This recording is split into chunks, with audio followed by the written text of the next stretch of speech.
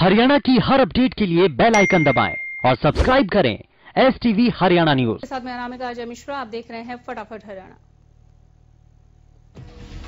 आज किसान आंदोलन का 38वां दिन है। कड़ाके की ठंड के बीच किसान अपनी मांगों पर डटे हुए हैं। सिंगू बॉर्डर, टिकरी बॉर्डर पर किसानों का प्रदर्शन जारी है। इससे पहले किसान और सरकार के बीच 7वें दौर की बातचीत में पूरा समाधान तो नहीं निकला, लेकिन विवाद के 2 मुद्दों पर सहमति बन गई।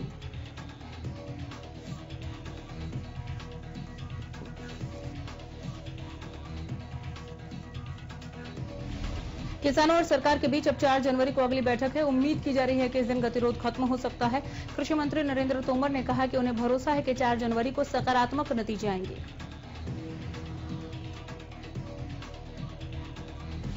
संयुक्त किसान मोर्चा की प्रेस कॉन्फ्रेंस में किसान नेता बलवीर सिंह रजवाल ने सरकार पर हमला बोला। किसान नेता बलवीर सिंह रजवाल ने कहा कि सरकार जिस तरीके से दुष्प्रचार कर रही है, हमने उसे गलत साबित किया। उन्होंने कहा कि सरकार कह रही है कि हमने एक देश एक मंडी बना दी। हमने कहा कि आपने एक देश 2 मंडी बना दी।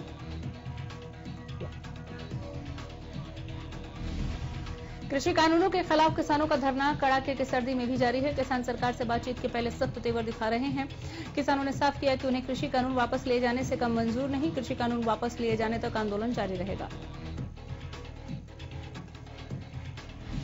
संयुक्त किसान मोर्चा के प्रेस कॉन्फ्रेंस में किसान नेता बलवीर सिंह रजवाल ने कहा कि अगर 4 जनवरी को बातचीत सफल नहीं होती और कोर्ट की भी सुनवाई का नतीजा नहीं निकलता तो 6 जनवरी को सिंगू बॉर्डर से ट्रैक्टर मार्च निकाला जाएगा।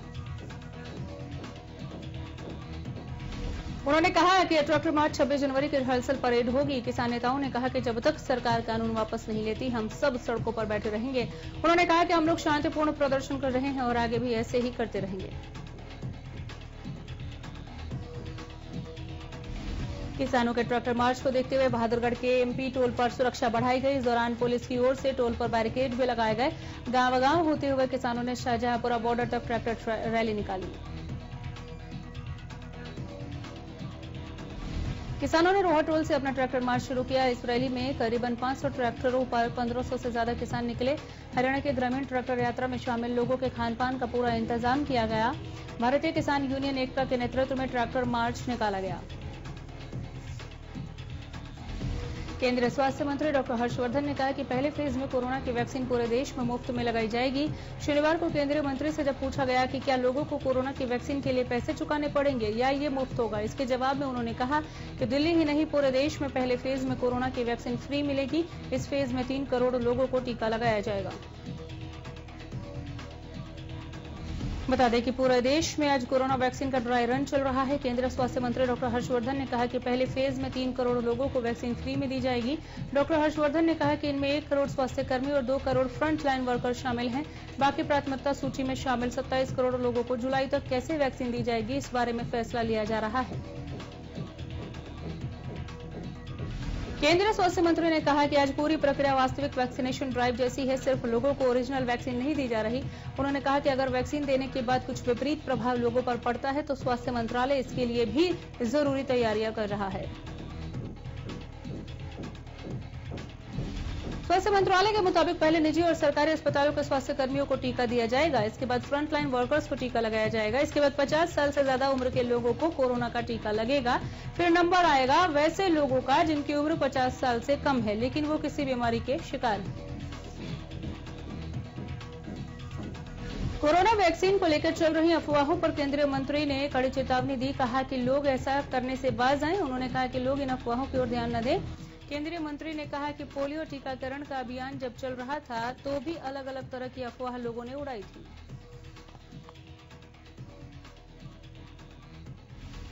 प्रदेश में कोरोना के आंकड़ों में लगातार सुधार दर्ज किया जा रहा है। पिछले 24 घंटे में 577 नए मरीजों की पुष्टि की गई।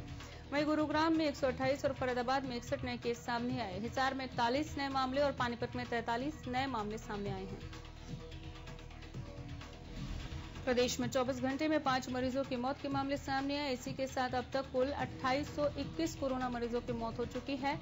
हरियाणा में कुल 2,57,644 केस अब तक सामने आ चुके हैं। वहीं एक दिन में 763 मरीजों ने कोरोना को मात दी।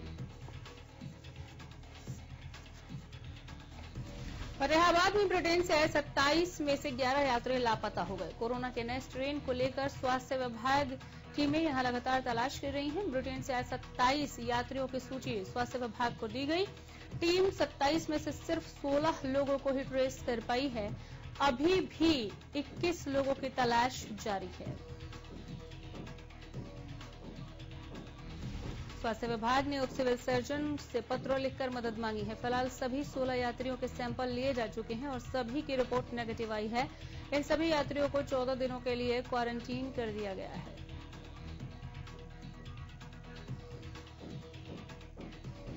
गोहाना में पिछले 1 महीने के दौरान ऑनलाइन ठगी के मामले लगातार बढ़ते जा रहे हैं। पिछले 1 महीने में अभी तक 10 से ज्यादा ऑनलाइन ठगी के मामले सामने आ चुके हैं। अब एक ही दिन में 2 ऑनलाइन ठगी के मामले और सामने आए हैं।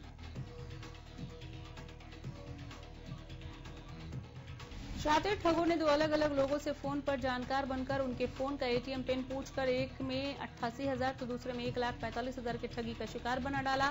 पुलिस ने दोनों ही मामलों में पीड़ितों के बयान पर अज्ञात लोगों के खिलाफ 420 आईपीसी की धारा के तहत मामला दर्ज कर जांच शुरू कर दी।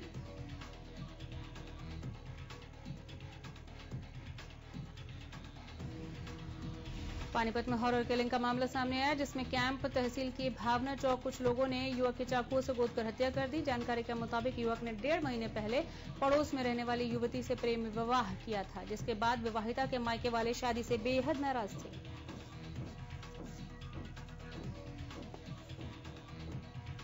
आरोप है कि युवती के भाइयों ने ही मिलकर युवक पर हमला कर दिया, जिसके बाद उसे गंभीर हालत में निजी अस्पताल ले जाया गया। उधर इलाज के दौरान ही युवक की मौत हो गई। वहीं घटना की सूचना मिलते ही पुलिस मौके पर पहुंची और परिजनों की शिकायत पर हत्या का मामला दर्ज कर जांच में जुट गई।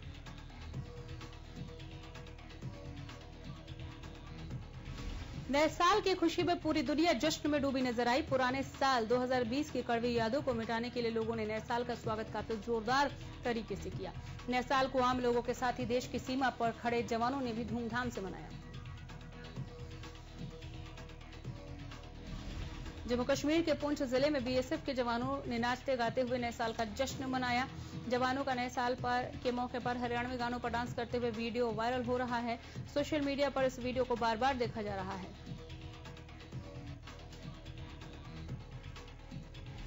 साल के दूसरे दिन बारिश और ठंड ने लोगों की परेशानी को बढ़ा दिया।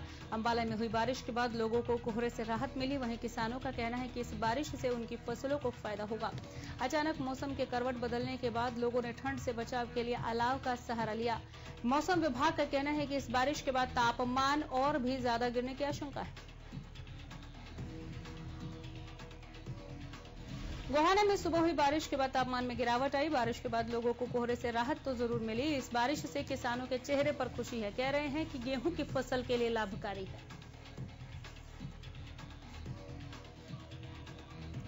बहादुरगढ़ के टीकरी बॉर्डर पर बारिश के बाद ठंड ने लोगों को और भी ज्यादा परेशान करना शुरू कर दिया। धरने पर बैठे किसान टेंट और ट्रॉलियों में बैठकर ठंड से खुद का बचाव कर रहे हैं। इस साल भी अचानक मौसम में बदलाव देखा गया। हल्की बूंदाबांदी ने लोगों को ठिठुरने को मजबूर कर दिया। शीतलहर और कोहरे से परेशान लोगों के लिए बारिश ने और मुसीबत बढ़ा दी है।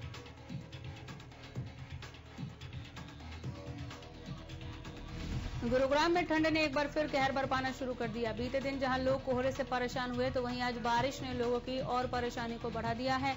सुबह सुबह हुई बारिश ने ऑफिस जाने वाले लोगों के लिए परेशानी बढ़ाई।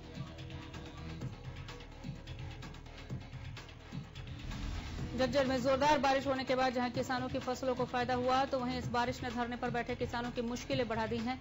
इस दौरान लोगों ने कहा, हमारे किसान भाई जो आंदोलन में हैं उन्हें काफी परेशानियों का सामना करना पड़ रहा है। सरकार से हम अपील करते हैं कि जल्द से जल्द उनकी मांगों को माना जाए। गोहाना और आसपास के इलाके में रुक रुक कर हो रही बारिश से ठंड बढ़ गई। अचानक मौसम में आए बदलाव के बाद लोगों का घरों से बाहर निकलना मुहाल हो गया। कल शाम से आसमान में बादल छाए हुए थे। बारिश के कारण ठंड बढ़ गई। तापमान में भी गिरावट आई। सर्द मौसम में ये बारिश गेहूं के साथ साथ अन्य फसल के लिए बहुत फायदेमंद है, जिससे किसानों के चेहरे पर जरूर खुशी दिखी। किसानों का कहना है कि आज जो बारिश हुई गेहूं की फसल के साथ साथ सब्जियों को भी फायदा पहुंचाएगी।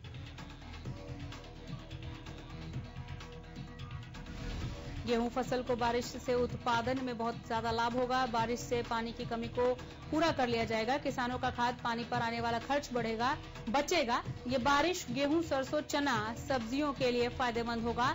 वहीं मौसम विभाग ने आने वाले 1-2 दिन में और बारिश होने की संभावना जताई।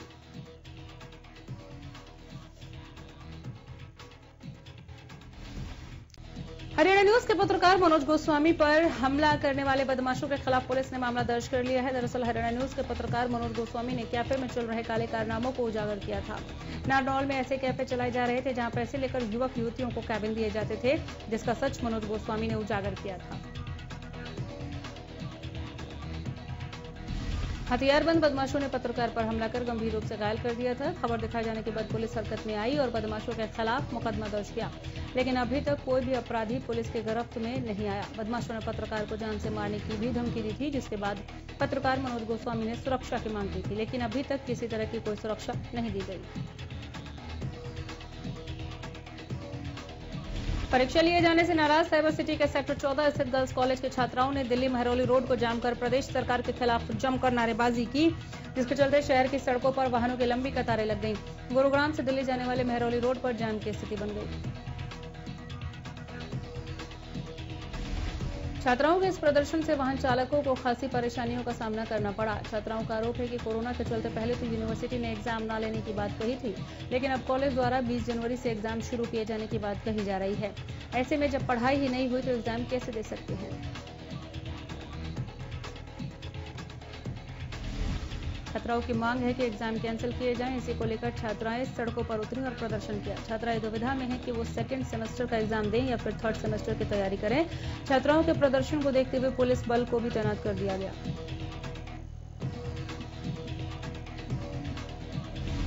पंचकुला के सेक्टर 2 स्थित हरियाणा स्टेट हाउसिंग कॉर्पोरेशन के कार्यक्रम में केंद्रीय जल शक्ति एवं सामाजिक न्याय एवं अधिकारिता राज्य मंत्री रतनलाल कटारिया ने शिरकत की। इस मौके पर उन्होंने कहा कि अंबाला में राफेल विमानों की तैनाती से अंबाला और देश का गौरव दुनिया भर में बढ़ा है। उन्होंने कहा कि इससे आने वाले समय में हम चीन जैसी ताकतों का मुकाबला करने के लिए आत्मनिर्भर हुए। वहीं कटारिया ने बताया कि वेयर हाउस कॉर्पोरेशन अपने उन्नत कार्य के लिए हरियाणा भर में अपनी पहचान बना चुका है। केंद्रीय जल शक्ति एवं सामाजिक न्याय एवं अधिकारिता राज्य मंत्री रतनलाल कटारिया ने कहा कि जब वो वेयर हाउसिंग कॉर्पोरेशन के चेयरमैन नियुक्त हुए तब कॉर्पोरेशन का मुनाफा 8 करोड़ रुपए सालाना था, जो आज बढ़कर 90 करोड़ से ज्यादा हो चुका है। एसडीएम बल्लभगढ़ लगातार शहर में स्वच्छता अभियान के लिए दौरे करके लोगों को जागरूक करने में लगे हुए हैं। दूसरी ओर एसडीएम कार्यालय के बराबर में ही बने रिकॉर्ड रूम से चौंकाने वाली तस्वीरें सामने आई, जहां पर सीवरेज का पानी रिकॉर्ड रूम में भरा हुआ है। जब इस विषय में रिकॉर्ड रूम के एडिशनल रिकॉर्ड इंचार्ज से बात की गई तो उन्होंने कहा कि उन्होंने संबंधित विभाग को लिखित शिकायत दी है। कहा कि रिकॉर्डर को संभालना उनकी जिम्मेदारी है और जल्द ही इस गंदगी को साफ करवा दिया जाएगा।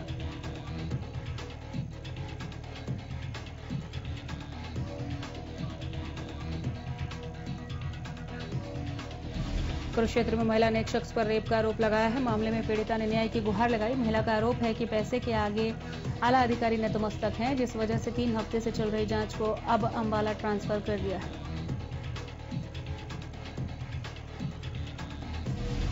पीड़िता ने आरोप लगाया कि उसकी फेसबुक पर फ्रेंडशिप हुई थी, जिसके बाद महिला को विदेश भेजने और पैसे कमाने का झांसा देकर निजी होटल में पासपोर्ट बनवाने के लिए बुलाया और यहां पर उसे नशीला पदार्थ देकर दुष्कर्म किया गया।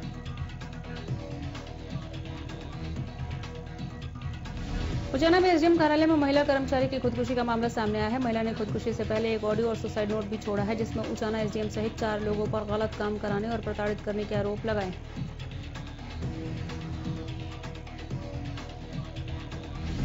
सुसाइड नोट में महिला ने एसपी से गुहार लगाते हुए सुखदेव भरतभूषण थुआ गांव के संदीप क्लर्क और एसडीएम राजेश खोत उचाना को मौत के लिए जिम्मेदार बताया। साथ ही आरोपियों के खिलाफ सख्त कार्रवाई की मांग की। बता दें कि उचाना एसडीएम कार्यालय में कार्यरत महिला ने अपने घर जहरीला पदार्थ खाकर सुसाइड कर लिया। गोना के शिवनगर कॉलोनी में नए साल के पहले ही दिन एक विवाहिता ने अपने ससुराल वालों से परेशान होकर खुदकुशी कर ली। सूचना पाकर मौके पर पहुंची पुलिस ने शव को कब्जे में लेते हुए महिला के पति समेत 4 लोगों के खिलाफ मामला दर्ज कर लिया है।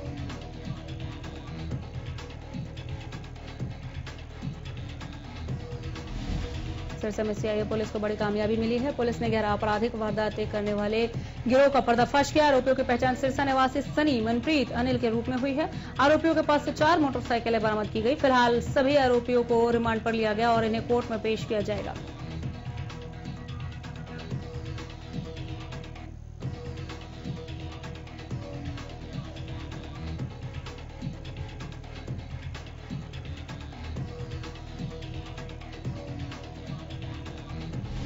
जुलाना में नए साल के मौके पर चोरों ने कुछ दुकानों में चोरी की वारदात को अंजाम दिया। जब लोग 2021 के स्वागत की तैयारियों में लगे थे, वहीं दूसरी तरफ 2 दुकानों में चोरों ने सेंध लगाकर नकदी पर हाथ साफ किया। जुलाना के मालवी फाटक के पास की यह घटना है।